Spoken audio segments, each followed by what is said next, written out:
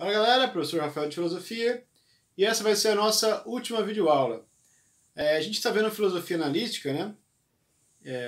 E eu tinha dito que eu ia falar de 3 grandes pensadores, mas como vai ser a última aula, só vou conseguir falar do primeiro, que é o Gottlob Frege, tá? Então vamos lá. O Frege, então, ele é considerado o pai da filosofia analítica, essa corrente que a gente está estudando, tá? E também o pai da lógica simbólica. E aqui é uma coisa muito interessante, porque desde que a lógica foi formulada por Aristóteles, muitos achavam que não tinha mais o que avançar na lógica, né? Achavam que a lógica já estava completa pelos princípios axiomáticos do Aristóteles, né, que são aquelas regrinhas da não contradição, do terceiro excluído, o princípio da identidade, enfim.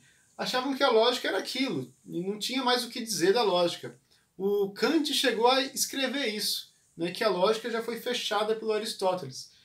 E só no século XIX é que alguém propõe uma lógica que substituísse e que superasse a do Aristóteles, que foi o Frege. Então é um cara bastante importante no campo da lógica e também da filosofia analítica, já que ele é o fundador, né? Certo, e como é que ele fez isso? Como ele supera a lógica clássica, a lógica aristotélica? Com a criação da lógica simbólica, que é uma linguagem simbólica artificial. Como se fosse uma linguagem matemática, certo? Como a gente viu, ele era matemático, né? Então ele também insere essa lógica na matemática também. Ele também é uma inovação dele. E nessa linguagem artificial e simbólica, ela é compreensível a todas as línguas e ela evita muitas confusões e ambiguidades da linguagem natural. Ele, inclusive, analisa algumas discussões que os filósofos antigamente tinham, que ele fala, mas se eu colocar esse problema nessa minha linguagem artificial, nessa minha linguagem matemática, vocês percebem que ele é um falso problema. Era apenas uma confusão da linguagem, que quando a gente coloca nessa linguagem simbólica, fica claro o erro, fica claro que não tem sentido esse problema específico, tá? Então aqui eu vou dar um exemplo de como que funciona essa tal da linguagem artificial e simbólica. Então eu coloquei aqui uma frase. Mário é um aluno e Cláudio é um professor. Essa é uma frase da nossa linguagem natural, tá?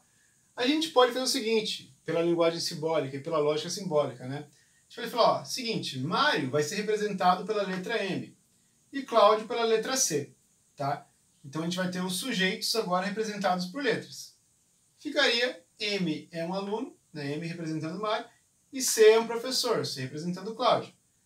E os predicados, nessa linguagem simbólica, eles têm que ser sempre representados por letras maiúsculas e têm que antecederem o sujeito. Então, o predicado é um aluno, a gente pode colocar como o A maiúsculo, e o predicado é um professor como o P maiúsculo. Aí a frase Mário é um aluno e Cláudio é um professor pode ser representada assim. Aluno, Mário é um aluno e Cláudio é um professor. Mário é um aluno e Cláudio é um professor.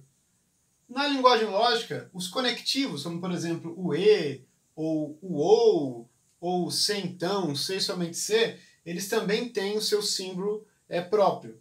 No caso do conectivo E, pode ser um ponto.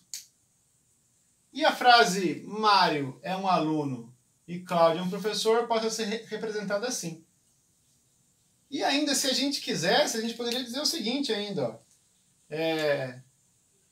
Poderia fazer assim, ó. P e Q. E falar, ó, P simboliza, por isso lógica simbólica, P simboliza que Mário é um aluno e Q simboliza que Cláudio é um professor. A gente poderia fazer dessa forma ainda. Ou seja, eu atribuo uma série de significados para um símbolo. E eu trabalho a lógica dessa forma, né? E se alguém aí tem algum conhecimento sobre programação, vocês percebem que o esquema é mais ou menos isso aqui, né? A linguagem de computador, por exemplo, né? Quando você vai programar aí, a tal da inteligência artificial, computação universal, enfim, todos utilizam essa linguagem lógica, né? Inclusive, desses 3 pensadores que eu coloquei, Frege, Bertrand Russell e o Wittgenstein, né? Esse último, o Wittgenstein, ele foi professor do Alan Turing, que é o cara aí, pai da computação universal, né? Da programação, né? Então, essa linguagem lógica simbolizou não, essa linguagem lógica e matemática, ela trouxe avanços aí para diversas áreas, certo? Diversas áreas da programação, né? Até nessa galera aí que está tentando criar carros que dirigem sozinho, né? Como que você dá esse comando? Por uma programação, por uma linguagem matemática, né? De se P então Q, certo? Beleza, então aqui foi só para dar um exemplo de como que funciona essa criação dessa lógica simbólica. E eu falei que ele substituiu a lógica do Aristóteles, né? Então, vou colocar aqui embaixo só para a gente ter uma noção, né? Do Aristóteles a gente viu aquele silogismo, né? Todos os homens... Nossa! Todos os homens são mortais.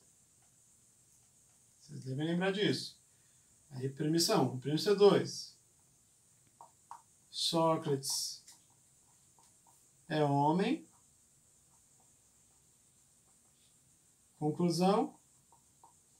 Sócrates é mortal. Agora, com a lógica simbólica do Frege, a gente pode colocar isso de maneira matemática. Que seria assim, dado que, lembrando sempre o predicado primeiro, né? Então, dado que X é homem, então X é mortal. Vamos colocar que o Sócrates é o S minúsculo, né? 2. Sócrates é homem. Conclusão. Sócrates é mortal. Ou seja, você torna a linguagem muito mais simples, né? Uma linguagem matemática mesmo, certo? Beleza. E aí, analisando a linguagem, o Frege ele vai propor esses conceitos de sentido e referência. Referência é aquilo que o nome denota. Então, quando eu falo um nome, eu quero denotar algo, eu quero representar algo, né? Quando eu falo caneta, eu quero representar esse objeto. E o sentido é um modo de apresentação do objeto. É como eu me refiro a esse objeto, certo? Eu posso falar caneta, posso falar esse treco, né? No caso, teria que ser apontando para alguém entender pela linguagem, né? Mas, enfim, eu posso chamar isso de vários nomes, né? Que é o que ele chama de sentido, que é como você se refere ao objeto. E o objeto denotado, né? É a referência, diz respeito à referência. Então, podem existir infinitos sentidos para uma mesma referência. Aí eu dei esses 3 exemplos aqui. O maior discípulo de Platão, o autor de Ética Nicômaco, o professor de Alexandre Magno, ou Alexandre o Grande. Todos esses sentidos possuem a mesma referência. Eles estão falando do Aristóteles, né? Então, para esses 3 casos aqui, a referência é o Aristóteles. E são aqui sentidos diferentes para dizer do Aristóteles, tá? Então o Frege vai falar, apenas proposições com sentido e referência, tem que ter os dois, possuem valor de verdade, né? Que seria aquele princípio axiomático do Aristóteles do terceiro excluído. Ou seja, onde ele diz que uma proposição ou é verdade ou é falsa, né? Então ele vai dizer que isso é apenas quando a frase tem sentido e referência. Caso contrário, ela não possui valor de verdade. Ela tem que ter sentido para a gente entender o que se diz. E ela tem que ter referência porque o objeto que a gente está falando ele tem que existir. Se o objeto não existe, mesmo que tenha sentido, não tem valor de verdade. E se o objeto existe e não tem sentido, também não tem valor de verdade. Então, peguei o meu patetinha para dar de exemplo, né? O pateta, ele é o meu objeto, ele é o meu referente, né? Então, se eu disser, por exemplo, que o pateta é bonito. bem que bonito é gosto, né? Eu vou falar, o Pateta caiu. O Pateta caiu. É uma proposição que tem valor de verdade. Ela tem referência, né? Porque o objeto que eu apontei, o Pateta, ele existe, e ela tem sentido. Estou dizendo que ele caiu, certo? Agora, se eu disser para você, o Pateta choveu, tem referência, Pateta existe. A chuva também é algo que existe, tem referência, mas o Pateta choveu não tem sentido. Não tem como a gente dizer que isso é verdade ou mentira, certo? E agora, se eu falar para vocês que... deixa eu ver. A fada voa. A fada voa é uma frase que tem sentido, mas não tem referência porque fada não existe, tá? No caso, a gente também pode argumentar que o Pateta não existe, mas como eu peguei esse brinquedinho, né?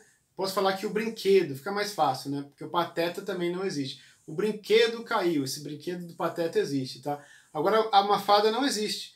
Então eu posso falar o que eu quiser da fada, que não vai ter valor de verdade, certo? Então eu vou passar um exercício para vocês sobre isso, sobre sentido e referência.